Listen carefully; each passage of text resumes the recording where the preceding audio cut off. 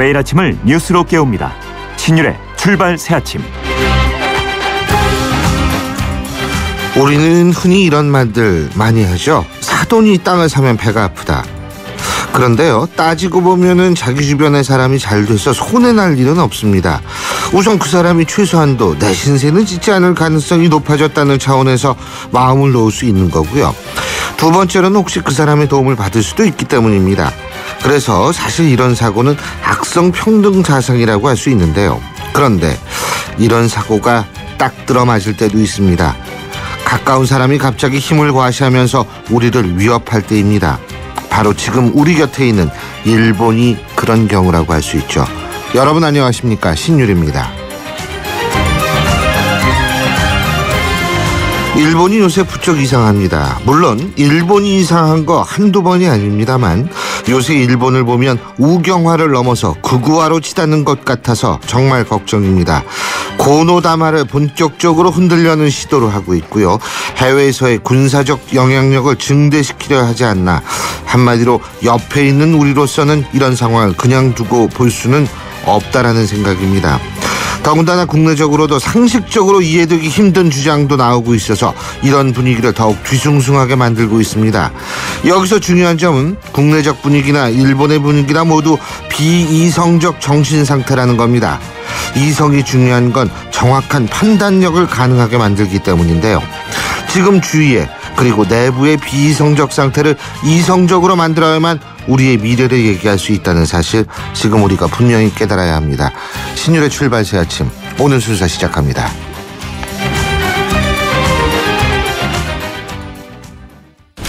김연아예요. 저의 다음 계획 궁금하시죠? 앞으로 강원 평창수와 함께 준비하겠습니다. 평창 동계올림픽을 준비하는 깨끗한 물이니까요. 강원 평창수 마시면서 같이 준비하실래요? 평창 동계올림픽 공식 먹는 샘물 강원 평창수. 차차, 바빠. 도일아, 왜 그렇게 바쁘니? 저 좋은 기름 구도일이 좋은 엔진오일까지 만들었거든요. 엔진오일의 놀라운 능력, 7초면 느낄 수 있어요. 부릉부릉. 차세대 100% 합성 엔진오일 S-오일 7 탄생. 엔진을 깨우는 힘 S-오일 7. 뉴스를 읽어드립니다. 뉴스를 보여드립니다. 뉴스를 들려드립니다. 최영일의 뉴스 매거진. 여러분과 함께 하루를 출발하는 시간이죠. 바로 최영일의 뉴스 매거진인데요. 오늘도 최영일 시사평론가 나와 계십니다. 어서 오십시오. 안녕하세요. 오늘의 헤드카피 어떤 겁니까? 네, 고르디아스의 매듭입니다. 아이고, 또는 뭐 고르디아스의 매듭. 네. 이야. 고르디우스라고도 얘기를 하는데요. 예. 이 신화죠. 고대 프리지아의 왕이었던 고르디아스가 매우 복잡한 매듭으로 이제 자신의 마차를 묶어두었다고 합니다.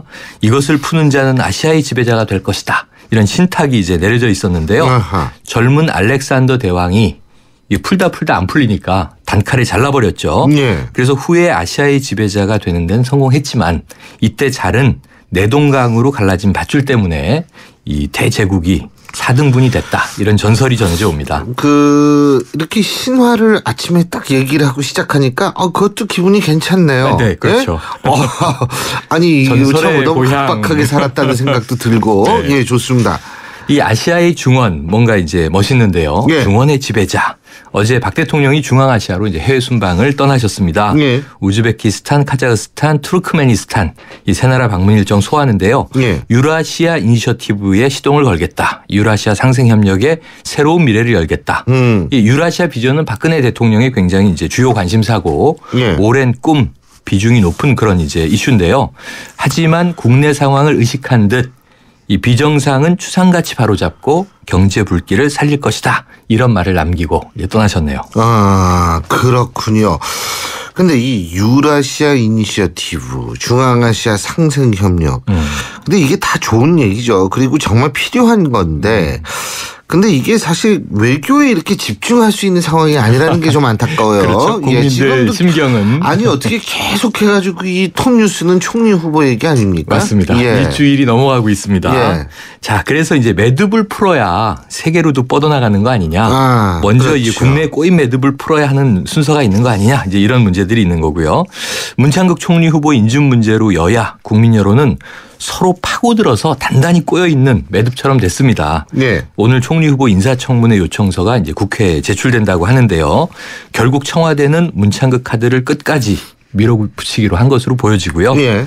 우선 여론 이제 반발이 있는 언론인으로서 종교인으로서의 말과 글 그리고 이제 새로 터져 나오는 여러 가지 검증 이슈를 잘 넘겨서 예. 청문회까지 갈 것인가 또 청문회가 열린다면 이 지금 벼르고 있는 야권의 칼날을 통과할 것인가 또 우여곡절 끝에 본회의 표결까지 간다면 정말 여당 의원들이 이탈표 없이 이 찬성표를 던져서 통과할 수 있을 것인가 산 넘어 산이 지금 예고되고 있습니다. 그렇습니다. 이게 결코 쉽지 않습니다. 그렇습니다. 지금 한국경제에 나온 기사 제목이 문창극 후보자의 3대 난제 고심하는 새누리 첫째 청문 보고서 채택 이거는 거의 힘들 것 같아 그렇죠. 보이고 두 번째 야권 인준 분위기가. 표대결 장담 못해 이것도 걱정이고 아슬아슬하죠. 세 번째 730 재보선 악영향 이것도 그렇죠. 새누리의 가장 큰 고민일 겁니다. 정확하네요. 예. 이거 세월호 국조특위도 매듭이 상당한데 이거는 사실은 빨리 풀어야 되는 매듭이에요. 이거는. 맞습니다. 맞습니다. 예. 이 국조특위 기관 보고 시기 관련해서 공방이 이제 이어지고 있고요. 어제도 파행이었는데요. 여권은 6월에 하자, 야권은 7월에 하자. 이게 이제 큰 이슈인데 월드컵 기간에 기관 보고를 할 경우에 묻힐 것을 우려한 야당의 반발이 컸고요. 예. 여기에 대해서 어제 세월호 가족 대책위가 기자회견을 열고 의견을 냈습니다. 그런데 이게 귀 기울여 볼만 해요. 이 기관 보고에 들어가게 되면 현재 12명 남아있는 실종자 구조에 차질이 빚어질 우려가 있다. 왜냐하면 기관이 이제 보고해야 되니까 행정보고 때문에 왔다 갔다 해야 될 거 아닙니까? 그렇죠. 구조에 차질 생기면 어떡하냐. 그리고 7월이 되면 장마지 않습니까? 그러면 이제 비가 내려서 구조 작업이 더 힘들어질 텐데 무엇보다 먼저 구조에 전념해달라. 이게 이제 가족대책위의 요구입니다. 그렇죠. 딱 한마디입니다. 이번에 세월호 참사로 세상을 달리한 학생들 앞에서 우리가 참 미안하다고 하는데 우리의 미안함은 아직도 계속되고 있다는 게 문제겠죠. 그렇죠. 바뀐 게 없습니다. 예. 지방선거 때는 그렇게 모든 그렇죠. 걸 다 바꿀 것처럼 도와주십시오 이러지 얘기하더니 않습니까? 이게 참 문제예요. 그래서 이게 루소가 영국의 대의제 민주주의를 보면서 이제 비아냥거렸죠. 영국 국민들은 선거 때만 주인 행세할 뿐 선거가 끝나면 노예로 전락한다 이런 얘기를 했는데요. 예. 하지만 선거가 또 있습니다. 아까 말씀하신 대로 730 재보선 다가오고 있는데 현재 시점 14석 2석 더 이제 확보될 예정이라 16석 말 그대로 이제 미니 총선이 되는데요. 이 지방선거 후에 평가만 무성하고 뭐 하나 제대로 풀어지는 게 없지 않습니까? 그렇죠. 그래서 이제 이 국민들이 이번에는 절묘한 균형 맞습니다. 이런 거 안 만들어 줄 것 같다. 확실하게 이제 표심을 보여줄 것 같다. 그렇다면 지금 빨리 국회에 원구성 제대로 하고요. 허송세월하지 말고 기관 보고 시점 여야 합의로 잘 정해서 차근차근 진행했으면 좋겠습니다. 여야가 모두 웃기는 게 선거 결과를 전부 아전인수로 해석한다는 데 문제가 있어요. 그렇죠. 예. 처음에는 서로 패배했다 그러다가 자기 중심으로 그렇게 해석하면 안 되는데 하루를 못 갑니다. 참 보면 근데 그 아전인수로 해석하면 세상 살기 되게 편합니다. 그렇죠. 그렇잖아요. 그래 온 거죠 지금까지. 상대방이 날 욕해도 야 저 친구가 나를 좋아해서 일부러 그러는 거 아니야? 이런 식으로 생각하면 세상 살긴 편하죠. 즐겁죠. 하지만 남는 게 없다는 사실 분명합니다. 해법이 있어야 될 텐데 말이에요. 그렇죠. 예. 자, 과거에는 이게 알렉산더 대왕이 예. 단칼에 쾌도난마했는지 모르겠습니다만 우리가 가끔 집단지성 얘기를 하는데요. 예. 지금은 왕이 없는 시대니까 국민이 왕입니다. 우리의 집단지성으로 이 매듭을 풀어줘야 한다. 정치권이 못 풀면 국민들이 해법을 제시해야죠. 그렇죠. 그래서 오늘 노래 하나 고른 게 슈퍼스타인데요. 축구라도 좀 풀어줬으면 좋겠어요. 이 마음의 정확히 응어리를. 24시간 후에 이 시간에 축구 열리고 있을 텐데요. 우리 대표팀도 응원할 겸 국민들도 응원할 겸 슈퍼스타 듣겠습니다. 이한철의 노래죠. 슈퍼스타 함께 들으면서 오늘 최영의 시사평론가와 여기서 작별하겠습니다. 오늘 말씀 잘 들었습니다. 고맙습니다.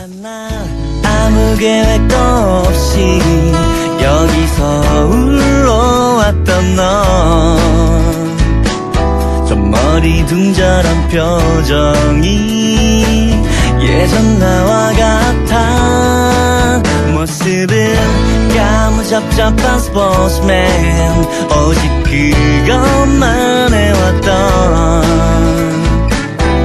두렵지만 설레임에 시작에 네가 있어 괜찮아 잘 될 거야 너에겐 눈부신 미래 괜찮아 잘 될 거야 우린 널 믿어 의심치 않아 너만의 살아가야 할 이유 그게 무엇이 여러분은 지금 대한민국 유일의 보도 채널 YTN 뉴스 FM에서 보내드리는 신율의 출발 새 아침을 듣고 계십니다. 문창극 총리 후보자의 등장으로 식민지 지배 문제가 새롭게 지금 사회의 쟁점으로 떠오르고 있습니다. 하나님의 뜻 역시도 가장 중요한 쟁점 중에 하나인데요. 물론 교인들을 상대로 한 내용으로 일반 국민들의 정서와는 차이가 있을 수 있다. 이런 해명 분명히 존재할 수 있습니다. 실제로 문창극 총리 후보자는 이런 얘기를 했죠. 그럼에도 불구하고 파장이 상당하고요. 그런데 100년 전 일본 기독교계도 이와 유사한 주장을 했었다고 하네요. 일본이 한국의 국권을 침탈한 것이 하나님의 뜻이라는 이른바 병합신의 이론이 바로 그 내용인데요. 오늘 첫 번째 작심 인터뷰에서는 일본 기독교사 전문가이시죠. 일본 메이지 가쿠인 대학교 서정민 교수 연결해서 자세한 얘기 나눠보겠습니다. 서 교수님 안녕하세요. 네, 안녕하십니까. 예. 지금 네. 일본이시죠? 예, 그렇습니다. 연대 신학과 교수 하셨지 않습니까? 네, 그죠? 네, 그렇습니다. 네. 예. 연대 교수 하시다가 이제 일본 가셨는데 지금 네. 그 일본 기독교사를 그 연구하고 계신 모양이죠? 네, 여기서 뭐 종교사학을 가르치고 있는데요. 아, 종교사학. 예. 아하. 그리고 이제 아시아 기독교사 그리고 예. 한일 그리스도교 관계 역사를 주로 가르치고 세미나도 지도하고 있습니다. 아, 한일 기독교사 이 교류하는 것도 이런 거군요. 네. 근데 제가 이거 잘 몰라서 그런데 네. 이 병합신의 이론 그러니까 네. 이 내용이 한국의 식민 지배가 하나님의 뜻이다 이런 얘기군요. 일본 그렇죠. 기독교계가. 예? 그렇죠. 예. 이게 언제적 얘기입니까? 네, 우선 이제 1910년 소위 이른바 그 한일 합병 전후지요. 예. 네, 일본 크리스찬들이 이제 일본의 병합은 신의 곧 하나님의 뜻이다 이렇게 이제 주장을 했고요. 예. 그래서 한국 땅은 태초로부터 일본 선조들에게 하나님께서 예비해 두시고 약속했던 땅이다. 뭐 이런 내용이죠. 예. 그러니 이제 한국 병합에 그 하나님의 뜻이 들어 있으니까 일본 정부는 담대하게 한국을 다스리고 제국의 영광을 더 보여야 한다. 뭐 이런 내용으로 쭉 논설들이 등장하고 있습니다. 그렇군요. 네. 근데 제가 알기로는요, 일본의 그 기독교가 소수잖아요. 그렇죠. 그렇죠. 네. 그런데 뭐 좀 이렇게 황당한 주장을 하는 게 자신들의 어떤 일본 내의 위치를 조금 더 부각시키려고 하는 그런 의도가 있었다고 봐야 되나요? 어떻습니까? 네, 바로 그렇습니다. 우선 이제 소수지만 당시도 대단히 기독교 수용자들이 이제 엘리트들이었고요. 당시 시대의 그 여론을 주도할 수 있는 예. 그런 위치의 크리스찬들이 대부분이었습니다. 그리고 예. 우선 일본 정부는 당시 기독교에 대해서 대단히 그 경계를 했고요. 예. 그래서 기독교인들이 일본 사회 내에서 입지가 대단히 약했습니다. 그러다 보니까 이제 자신들이 이러한 일본 정부의 일본 제국주의의 한국 침략을 정당화시키는 이런 합병 명분론을 만들어서 창출해서 제공함으로써 자신들의 국가사회적 위치를 조금 향상시켜보려는 의도가 상당히 게재되어 있었죠. 근데 재밌는 거는 말이에요. 제가 듣기로는 이렇게 우리나라에 대한 식민 지배가 하나님 뜻이다. 일본 기독교계가 이런 얘기를 100년 전에 했지만 네. 더군다나 우리를 유대 민족과 비교를 했다며요. 네, 그렇죠. 예, 네. 이게 황당하더라고요. 그러니까 시련도 하나님의 뜻이다 이거죠. 그렇습니다. 바로 보신 겁니다. 네네. 예. 그 부분 조금 설명해 주시겠어요? 네, 그러니까 이제 일본 기독교인들이 우리에게 충고랍시고 이제 그때 당시 한 거죠. 예. 그래도 민족적 시련 속에서 성자를 잉태했고 세계적인 민족이 되었다. 그러니까 너희들도 민족적 시련을 그 하나님의 뜻으로 받아들이고 그 고난을 잘 견디기를 바란다라는 충고도 하면서 그러나 유대민족은 상당히 실패했다. 하나님의 뜻을 잘못 이해해서 대단히 폭력적이고 어떤 거친 그러한 반응을 보였다. 그러나 한국은 하나님의 뜻을 순응하는 그러한 민족이 되었으면 좋겠다라는 충고까지 덧붙이고 있습니다. 아하, 그러니까 이거죠. 합해서 얘기한다면 이 조선반도, 이 조선에 있어서의 식민 지배는 하나님의 뜻이고, 응? 네. 니네는 이 시련을 잘 받아들여서 자꾸 네. 3.1운동 같이 쓸데없이 말해요. 그렇죠.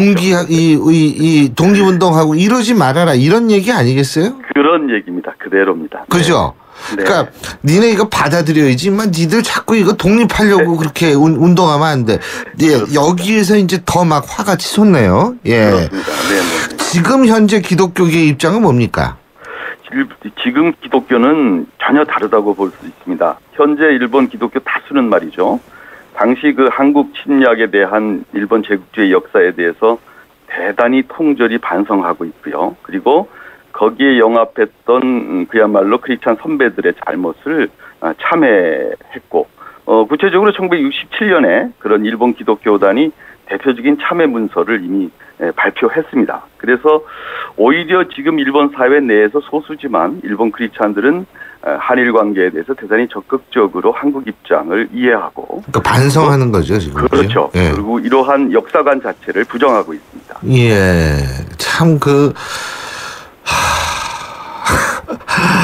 식민지는 하나님의 뜻이고 유대민족은 그 하나님의 뜻을 제대로 못 받아들여서 실패했으니까 니네는 그거 잘 받아들여라. 그러니까 저항하지 말아라. 예? 그러니까 식민 지배를 계속 받아라. 이게 100년 전에 이런 얘기를 했다는 사실 자체도 참 그러니까 100년 전에 얼마나 화가 났을까요? 예? 지금도 이런 얘기를 들으면 화가 나는데. 예. 네. 자, 어쨌든 네. 우리 서 교수님 이렇게 일본에서 지금 이 연구 활동을 하고 계시고 그런데 문창극 총리 후보의 발언 이거 어떻게 평가하셨어요? 예, 저 개인적으로는 말이죠. 이것은 역사적인 맥락으로도 그렇고 또한 그 신앙 고백적인 측면에서도 도저히 용납할 수 없는 역사적 인식이다 이렇게 저는 생각합니다. 예. 우선 이런 논조로 나간다라면 이제 늘 많은 분들이 얘기되고 있습니다만은 당시에 민족 독립운동에 헌신했던 크리스찬 지도자들 많죠. 예, 그분들의 어떤 행동과 목표와 신앙은 어떻게 되느냐라는 것이고, 구체적으로 볼 때도 대표적으로 말씀입니다. 우리가 안중근 의사 같은 경우에 침략자를 하나님의 뜻에 의해서 응징한다라는 고백을 하지 않았습니까? 예. 이러한 안중근의 신앙과는 어떻게 우리가 서로 배치되는 상황을 이해해야 되느냐라는 문제도 있고요.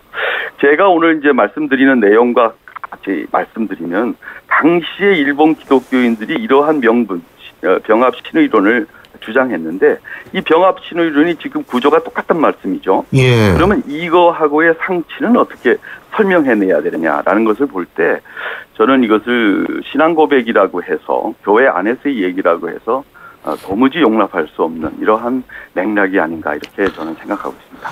우리 서 교수님은 교수이자 목사시잖아요. 그렇죠? 그렇기 때문에 이제 일본 현지 종교인들, 목사분들하고 또 이 교류를 하실 텐데 어떻게 평가합니까? 일본인 목사분들은? 대부분의 일본 크리스찬들은 지금 당혹스러워하고 있습니다. 한국의 국민 정서가 이러한 논의가 용납되는 것 자체도 이제 좀 이해가 잘 안 된다는 그러한 표현이고요. 그런 입장에서 물론 제가 전부를 상대한 건 아니겠습니다만은 대다수의 의견들은 상당히 당혹스러운 그런 입장입니다. 근데 일본의 일부 언론은 당혹스러워하지 않는 것 같더라고요. 그래요. 그게 제일 좀 마음 아픈 일인데요. 우선 이 내용을 말이죠. 이례적으로 아주 상세하게 내용을 일본 언론 매스컴들이 잘 다루고 보도해주고 있습니다. 그리고 상세한 내용 해설이나 무슨 주장이 들어가지는 않았음에도 불구하고 읽어보는 또 듣는 순간 대단히 조소가 들어있다라는 느낌이 들고요. 주목해볼 거는 이제 바로 15일자죠. 그동안의 한국 문제에 대해서 대단히 보수적이면서 비판적으로 공격적이던 상케이가 말이죠. 네.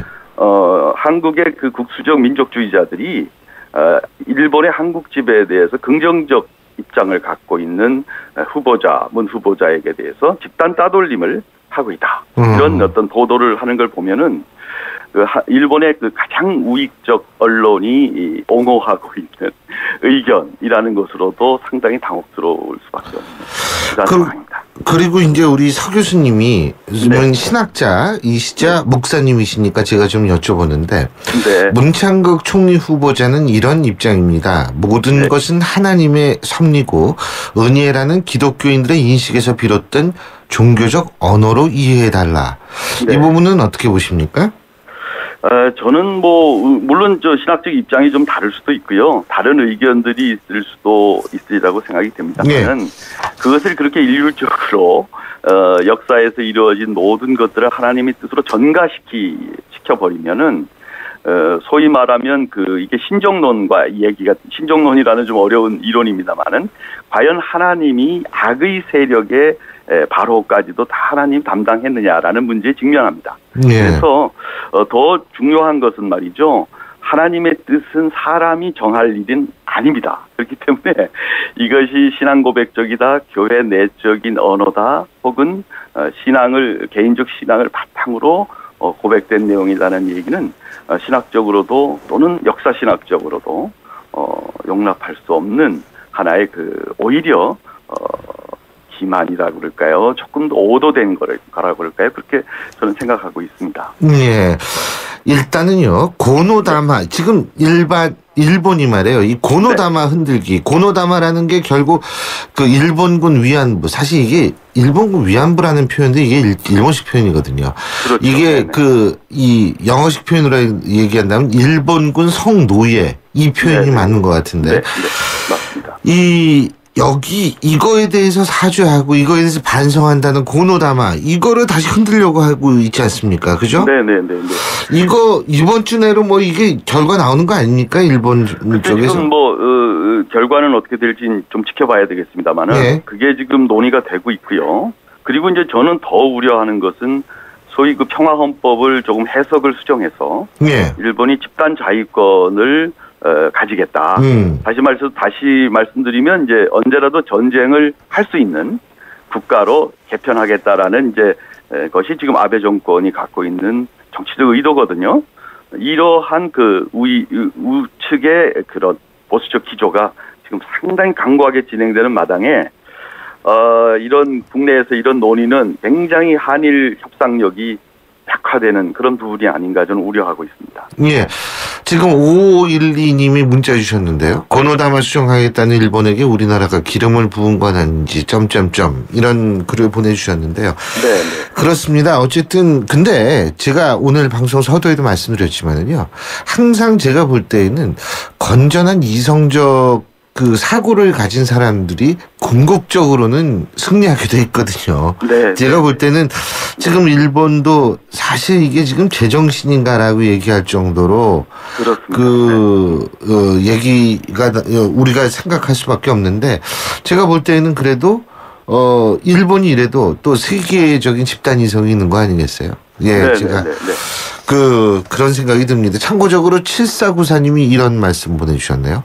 사과하고 해명했으면 어느 정도 수긍하고 이해하는 자세도 필요한 거 아닙니까?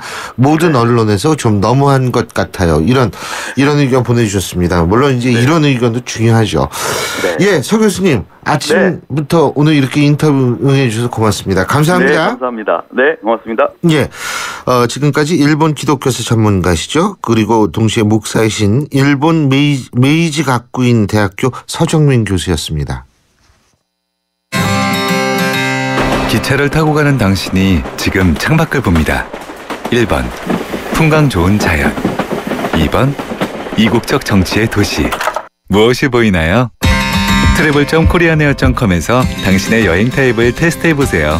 Excellence in Flight, Korean Air. 같은 차라도 타는 사람이 다르면 자동차 보험도 달라야 하는 거 아닌가? 악사가 시작합니다. 운전자 라이프에 최적화된 악사 맞춤 자동차 보험.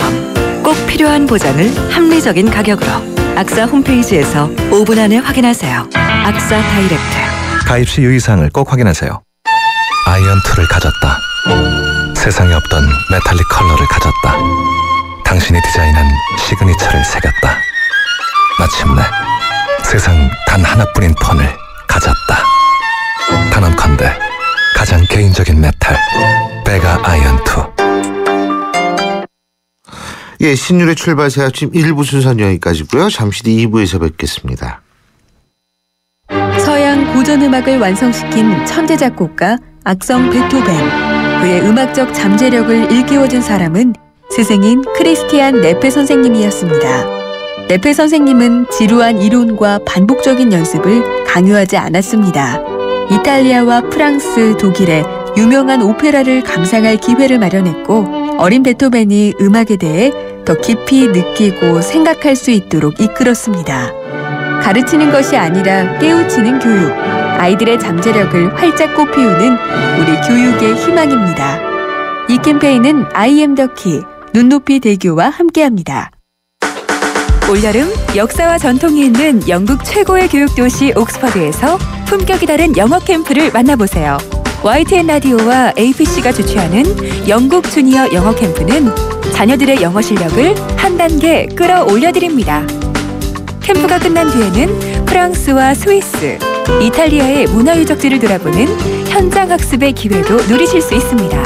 영국 옥스퍼드에서 체험하는 주니어 영어 캠프. YTN 웹사이트나 서울 전화 723-0550, 723-0550에서 확인하실 수 있습니다.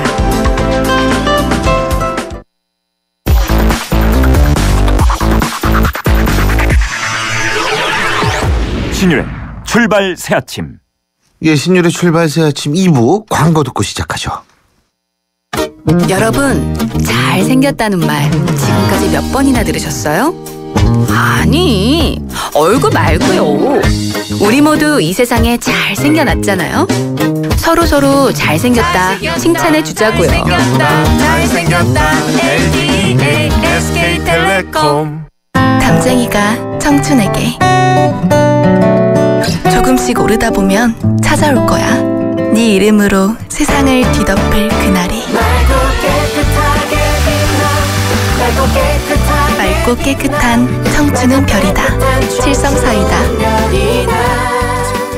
이번 역은 9호선 마곡나루역입니다. 더 큰 성공으로 가실 분은 일성 트루엘 플래닛으로 가십시오.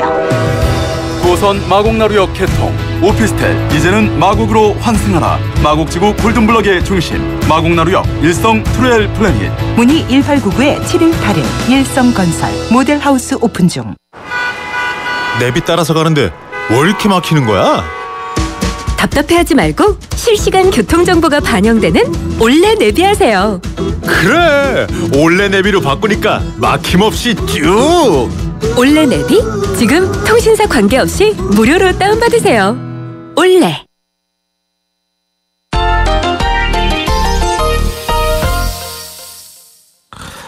예, 오늘 첫 순서 스포츠 소식으로 시작을 할 텐데요. 2부 순서 첫 순서. 이 스포츠 요새만큼 또 스포츠가 관심을 받을 때가 없죠. 4년마다 열리는 이 월드컵 때문인데요. 오늘 경향신문 김세훈 기자와 함께 바로 이 월드컵 빅매치 독일 네덜란드전 결과 그리고 내일 있을 우리나라하고 러시아전 미리 예상해보죠. 김세훈 기자, 안녕하세요. 네, 안녕하세요. 예. 자, 먼저 말이에요. 독일하고 네덜란드 이거 어떻게 됐습니까? 이거 진짜 재밌던데. 네, 독일하고 포르투갈입니다. 포르투갈인가요? 예, 죄송합니다. 독일이 두 팀이 상당히 팽팽한 경기가 예상이 됐는데요. 예. 경기는 싱겁게 독일의 4대0 완승으로 끝났습니다. 4대0 완승. 네. 독일의 토마스 뮬러라고 바이에른 뮌헨의 공격수가 있습니다. 예. 이 선수가 오늘 해트트릭을 기록을 했고요. 아하. 이 토마스 뮬러가 남아공 월드컵에서 득점왕이었는데 득점왕 2연패를 향해서 첫 경기를 아주 잘 치렀습니다. 예. 그리고 독일이 모든 게 잘 된 그런 경기였어요. 초반에 포르투갈이 공세였는데 독일 입장에서 실점이 없었고 또 전반 12분에 PK를 선언받으면서 선취골을 좀 쉽게 넣었고요. 예. 또 전반 중반에는 상대 포르투갈 수비수가 퇴장까지 당했습니다. 그러면서 경기를 상당히 쉽게 좀 이끌어갔고 예. 이전까지만 해도 독일 축구는 키만 크고 덩치만 좋고 좀 단순하고 둔탁한 축구를 한다 그랬는데 최근 몇 년 전부터 세밀함이 가미가 되면서 업그레이드가 됐거든요. 예. 업그레이드된 위용을 오늘 첫 경기부터 뽐냈죠. 그렇군요. 자, 이란하고 나이지리아도 있죠. 네. 이란하고 나이지리아 경기는 오늘 0대0으로 비긴 채로 끝났습니다. 예. 두 팀이 1998년 프랑스 월드컵에서 조별리그에서 승리를 하고 월드컵 동안 승리가 없었어요. 16년 만에 본선 승리를 노렸는데 무득점으로 끝났고요. 이번 월드컵에서 13경기 만에 처음으로 무득점 경기가 났습니다. 이번 브라질 월드컵에서는 스타들이 골을 계속 넣고 좋은 활약을 보이고 있고 또 두 번째 골이 많이 나오면서 게임당 3.5골 정도의 많은 골이 나오고 있고요. 또 무승부가 없고 그래서 초반 분위기가 뜨거웠는데 이번 경기는 무승부로 끝나서 그런 면은 좀 아쉽고요. 예. 이란하고 나이지리아전 이게 상대적으로 좀 주목을 덜 받는 경기였어요. 그러니까 이런 경기는 비기더라도 골이 좀 나고 비겼으면 좋은데. 그렇죠. 네. 보는 재미라도 있죠. 예? 그렇죠. 예. 골이 안 나고 비기다 보니까 기자인 제 입장에서 좀 별로 쓸 기사가 없습니다. 그렇군요. 자, 내일 아침 7시 우리나라하고 러시아 말이에요. 네. 이거 승리를 반드시 해야 된다라고 많은 축구 전문가들이 얘기를 하는데 물론 누구랑도 다 싸우면 이겨야죠. 근데 특히 러시아하고는 어떤 점에서 잘해야지 이길 수 있나요? 네. 일단은 경기력으로 전체적으로 우리가 좀 밀리는 건 사실입니다. 예. 일단 첫 번째는 실점이 없어야 되는데 우리가 그동안 수비도 좀 불안했고요.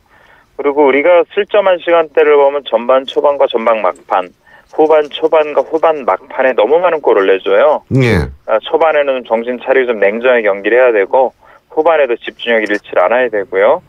또 두 번째는 일단은 골을 못 넣고는 이기질 못하니까 골을 넣기 위해서는 어떻게 되냐. 그러니까 역습으로 우리가 주로 골을 넣을 텐데 그러면 최전방 공격수로 떨어지는 첫 번째 패스가 얼마나 빠르고 정확하게 날아가냐.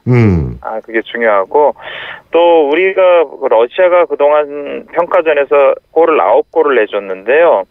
그중에 5골이 후반 30분 이후에 나왔어요. 예. 그러니까 러시아가 좀 나이도 많고 또 중앙 수비수 2명이 30대고 해서 후반 중반으로 갈수록 체력이 떨어집니다. 그때는 우리가 찬스라 골을 노려야 되고 마지막으로 선수 중에서는 좀 기성용 선수가 공격보다는 수비 쪽에 좀 치중을 했으면 좋겠다라는 그런 말이 있습니다. 예. 그러니까 간단히 얘기한다면 전반에는 우리가 절대로 수비를 강화해서 골을 먹지 말고 상대 기운 빠진 다음에 들어가가지고 골을 넣으면 된다, 이긴다 이거네요. 그죠? 그렇죠. 그러니까 전반에도 너무 수비적으로 하기보다는 그러니까 상대 압박을 아주 공격적으로 해서 러시아를 지치게 만들어야 됩니다. 그렇군요. 그래야지 후반에 더 지치니까. 그렇죠. 그죠? 그래야지 후반 중반에 한번 승부를 내죠. 알겠습니다. 이거 우리 대표팀도 좀 잘 들었으면 좋겠다. 물론 홍명보 감독이 잘 알겠습니다만 그렇습니다. 오늘 말씀 잘 들었습니다. 고맙습니다. 네, 고맙습니다. 네. 예, 경향신문 김세용 기자였습니다.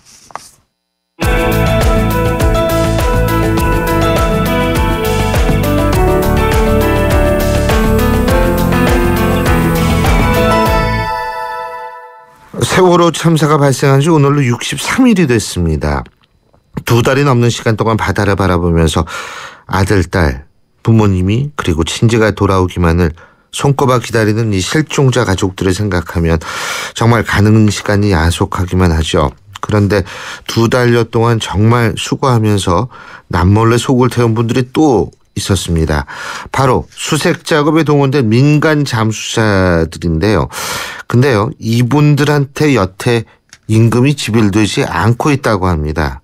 관련 내용을 지적한 분이죠. 국회 세월호 침몰사고 진상규명 국정조사 특별위원회 야당 간사인 새정치민주연합 김현미 의원 연결하겠습니다. 김 의원님, 안녕하세요. 네, 안녕하세요. 예. 반갑습니다. 이 1박 2일 일정으로 진도 또 최근에 다녀오신 모양이죠?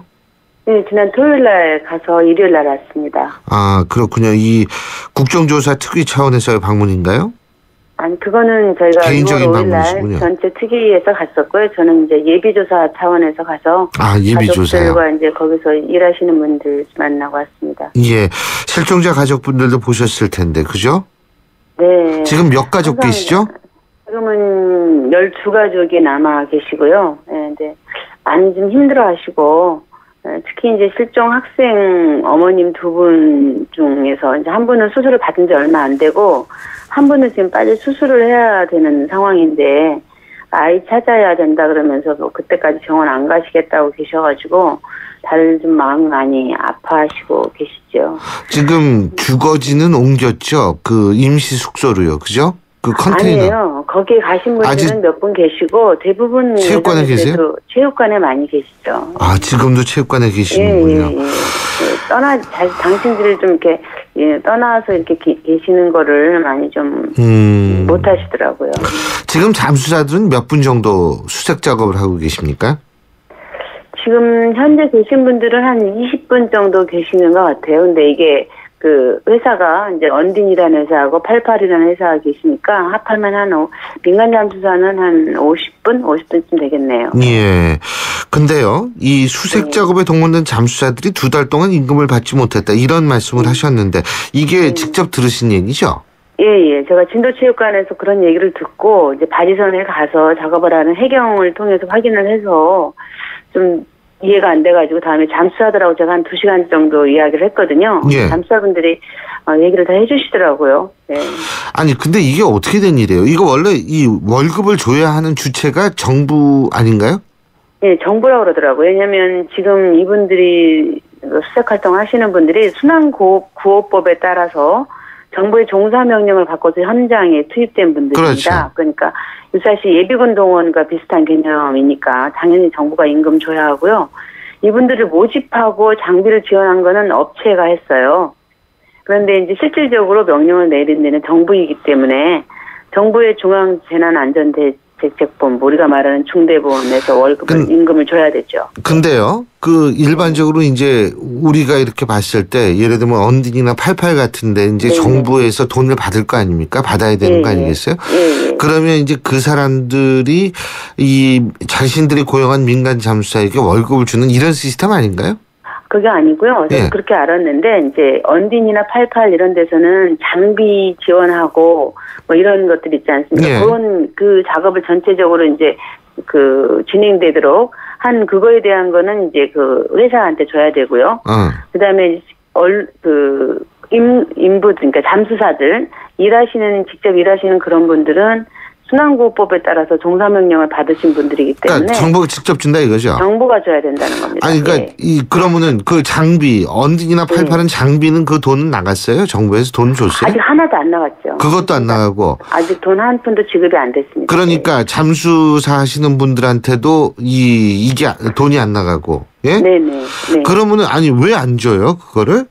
알아보셨어요? 보니까 물어보니까 이제 이 정부에 돈이 나가는 거는 다 이제 기획재정부가 이제 그 결정권을 가지고 있죠. 그러니까 기획재정부, 안행부, 그다음에 해경 이렇게 서로 이제 임금의 기준을 얼마를 할 것인가 이걸 놓고 서로 이제 협상한다 그러면서 이제 시간을 다 보낸 거예요. 그런데 이제 아시다시피 해경이란 부처가 정부 내 부처 서열에서 굉장히 그 아래쪽에 있는 부처입니다. 네, 그런데 이제 그 위에 층층 시야들이 많아가지고 일종의 발언권이 좀 약한 데다가 최근에 해경을 대통령께서 해체한다고 그러시지 않았습니까? 그러니까 이제 더 해경의 이야기가 정부 내에서 이제 말로 이제 말빨이 잘 안 서는 그런 상황입니다. 아니 그러다 보니까 그러다 보니까 이제 돈을 적게 주려고 하는 중앙 정부하고 이걸 전달하려고 하는 부처 사이에 이제 이 힘의 관계, 또 중간에서 역할을 하는 이제 안행부라든가 이런 데서 조정 능력 부족 이런 걸로 이제 결정이 못 되고 2달간 지금 이러고 있는 거지요. 그 사람들 지금 다 바뀌었죠? 예? 장관들이 이제 바뀌지 않습니까?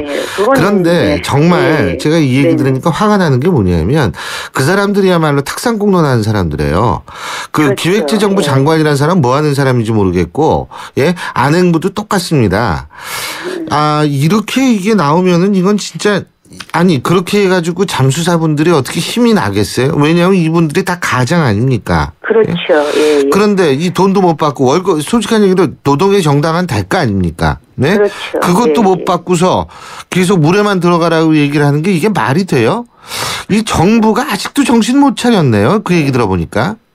저희가 이제 항상 실종자들 만나면은 실종자 가족분들 만나면 늘 하시는 이야기가 잠수사들 잘 챙겨주라 이런 얘기를 하시더라고요. 그래서 사실 제가 그런 걸 한번 물어본 거거든요. 그랬는데 전혀 지금 최소한의 임금도 안 돼 있고 또 이제 이 지금 잠수사분들이 우리나라에서 얼마 안 되는 전문적인 산업 잠수하시는 분들이십니다. 그러니까 수심 30m 이하에서 작업할 수 있는 사람이 우리나라 전체 100여 명이 넘지 않아요. 근데 그분들이 보통 봄에 이런 일이 짜여진다 그래요. 무슨 방파제 공사라든가 다리 밑에 하는 공사라든가 바다에 케이블 감시하는 일이라든가 이런 일들 하시는데 지금 이 세월호 구조 작업이 오면서 1년 일들을 다 못 하시게 된 거예요. 예. 근데 이제 이번에 이런 생활 대책이 안 되어지면은 이분들이 사실 생활 앞으로 1년 동안 어떻게 할지도 좀 걱정이 되고요. 더 기가 막힌 거는 이제 밥값도 제대로 지금 안 나오는 거예요. 밥값도 예, 한 푼도 안 주고 있구만. 그죠? 그렇죠. 예. 바지선에 지금 식당이 있습니다. 그런데 거기 밥값이 안 나오니까 그 언딘이라는 회사가 지금 선지급을 하고 있고요. 또 팽목항에도 식당이 있어요. 이제 음식 조달해주는. 거기는 한 2천만 원 정도 된다는데 그 돈을 또 안 내줘가지고 유가족들이 걷어서 돈을 대줬다 이런 얘기를 하시더라고요. 이거 이러면서 아이고 아니 그러면 말이에요. 그 지난 5월에 그 청와대 민경욱 대변인 말이에요. 예? 네네. 민간 잠수함들이 시신을 수습하면 한 구당 500만 원 받는다 이런 얘기를 했는데 이것도 줄 예정이라는 얘기를 한 건가요? 아니요. 그런 얘기는 전혀 현장에서는 너무 황당하다 이런 거고요. 저희가 사실 이 세월호 참사를 보면서 이 구조 활동을 하는데 청와대가 얼마나 컨트롤 타워의 역할을 못하는지를 정말 생생하게 보지 않았습니까? 그런데 저는 여전히 청와대가 현장을 모르고 있다 이런 생각이 들었습니다. 잠수사분들 가시면 이제 보시게 되는데 무슨 세상의 작업 현장이 다 그렇다 할 수는 있겠지만 다 컨테이너 박스 같은 데서 사셔요. 그런데 이분들은 저희들한테 하시는 얘기가 당신들은 좀 나은데 그래도 해군에서 지금 구조작업에 투입된 친구들은 이나마 컨테이너 박스도 없어가지고 이 쪽잠을 잔다. 이 배바닥에서. 그러면서 아이들 좀 챙겨달라고 거꾸로 저희들한테 그런 부탁을 또 하시더라고요. 이게 정치권, 죄송하지만 정치권에 계시지만 네네. 정치권이나 정부나 자꾸 이런 모습을 보이니까 말이에요. 정부도 그렇고 이게 신뢰를 못 얻는 겁니다. 예? 그렇죠. 이게 모든 게 이게 말로만 하려고 하는 거, 말로만 때우려고 한다는 느낌밖에 안 주잖아요. 이런 식으로 이게 해도 되는 겁니까? 저 진짜 오늘 아주 화가 나는데 어쨌든 현지에서 일하시고 정말 묵묵히 일하시는 우리 잠수사분들 그리고 아직도 본인의 가족을 기다리고 계시는 실종자 가족 여러분들께 위로의 말씀과 감사의 말씀을 드리겠습니다. 오늘 말씀 여기까지 듣죠. 고맙습니다. 네네 감사합니다. 예. 지금까지 새정치민주연합의 김현미 의원이었습니다. 안녕하세요. 초보 운전자 수지입니다. 도로는 무섭고 차는 왜 이리 많은지 엄마야. 그래서 저는 살아있는 친구를 만났어요. 반응형 블랙박스 유라이브. 와 정말 살아있네. 유라이브. 살아있는 블랙박스 유라이브. 한때 보리 하나로 콜라와 싸워 전설이 되신 분이 계셨지. 국내 최초 보리 탄산음료로 콜라의 아성을 흔들었던 맥콜. 다 전설을 맛보리 맥콜. 가리고 흉터 가리지 마세요. 흉터 전문 더마틱스 울트라. CPX 성분이 흉터를 흐리고 부드럽고 매끈하게, 흉터에 더 자신있게. 더마틱스 울트라. 이탈리아 글로벌 제약회사 메나리니. 본 제품은 의료기기입니다. 허규현 위원님은 LTE 데이트도 많이 쓰시겠어요? 한국, 미국, 일본 경기까지 하루에 10시간 이상 넘게 보죠. 그럼 요금이 이게 그건 걱정 없어요. 데이터 요금 걱정 없는 LTE8 무한대 요금제. 요금제도 역시 U+. Follow me U+. LTE8. 자세한 사항은 홈페이지 참조. 미세먼지 많은 날엔 깨끗하게 쿠쿠 청정. 비 오는 날엔 산뜻하게 쿠쿠 제습. 공기청정기와 제습기가 만나 1년 내내 쿠쿠 하이브리드 365. 예, 신율의 출발 새 아침 2부 순서는 여기까지고요. 잠시 뒤 3부에서는 저희가 특별히 일본의 고노다마를 흔들려는 움직임에 대해서 저희가 한번 직접 생각을 해보려고 합니다. 특히 국내에서 이 위안부 피해자 할머니들과 그러니까 제국의 위안부란 책이 나와 있는데요. 국내에서 이 책이 상당히 좀 논란이 되고 있고요. 위안부 피해자 할머니들이 어제 기자회견에서 이 책 출판, 판매, 발행, 복제 이거 금지해달라고 가처분 신청까지 냈는데 여기에 지금 소송을 돕고 있는 분이 계십니다. 한양대학교 박선아 교수님이신데요. 이 박선아 교수님과 함께 도대체 이 책이 뭐가 문제고 과연 어떤 의미를 갖고 있어서 소송을 담당하게 되는지 얘기 직접 들어보겠습니다. 여러 가지로 뒤숭숭합니다. 일본 그리고 국내.